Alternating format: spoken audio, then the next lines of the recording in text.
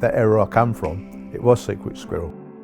You'd fish next to somebody from a different venue that would come on one of your lakes in the 80s and you wouldn't talk to them. You learnt from your mistakes, obviously a lot of them, because you had no one to go and ask. I wouldn't class myself as a big fish angler. I like to get a lot of takes. The more bites you get over time, the big fish will come along. And that's probably my main way of fishing, if I'm honest with you. I'll fish 3 rods in a 12-foot area. Now that I've baited heavily week after week after week. Maybe it's a bit anal, a bit OCD way of fishing, but I have to be sort of bang on that spot, and then I'm totally confident. And if you get the drop you're after, and in your head it goes, that's a bite, what percentage of the time is it a bite?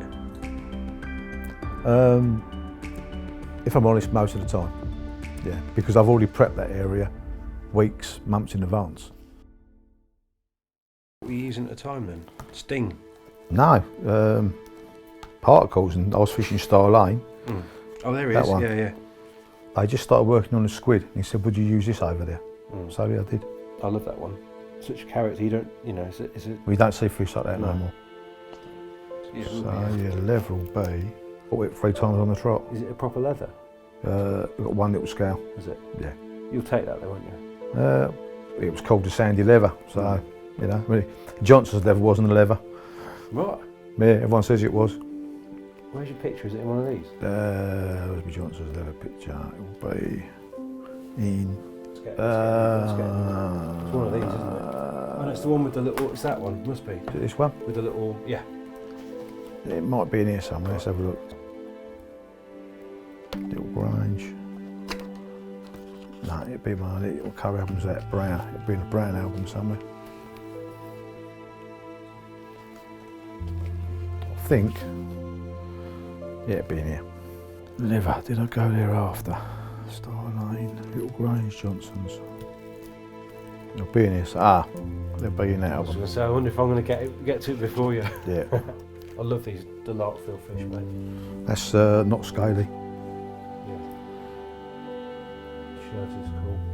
What else is there? That's a long 25 out of there. What other ones we got? That's an arena fish. Larkfield Common.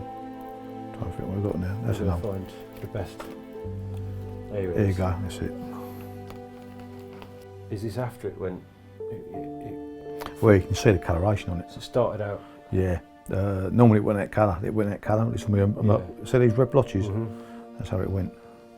Can't be many better fish out of Kent ever than that. Well, that was like a jewel of like Medway Valley at the time.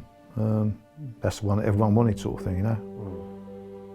I can see why. But it wasn't a proper leather. I took that. Where's the scale then, Mark? Right on real fine scales, right on a Dawson eye. When I netted it, I had to get in a boat for it. And they said, what you got? I went, I don't know, it's a mirror. When I got it in the bank, they went, it's a leather. It's a leather, you idiot. I went, it's got scales on the back. So, shattered a few dreams there. well, yeah, I don't know if you know a guy, well, you obviously know him, but a guy called Tim Pott, Darren Norman. Yeah. He actually said to me, you've like messed my dream up now. I thought it was a proper leather. And he lives in Kent, so everyone thought, you know, and he actually comes from that valley. But yeah, he did have a real fine line of scales along by the dorsal. Always remember the bit in Malin's book in Basil's Bush when they go to The Johnsons, yeah. yeah. I liked it when it was hard, it was hard. It always was though, wasn't it? Yeah.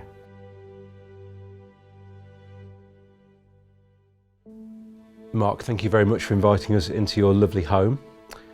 I would say at the start, if anybody thinks you're not a household name, there's probably quite a good reason for that, and that is, I would suspect, because that's the way you like it, right? Yeah, that's the way I've kind of always been, yeah. And is it a conscious thing that you've sort of stayed away from publishing pictures and writing, and whilst a lot of people who perhaps in your generation did quite the opposite?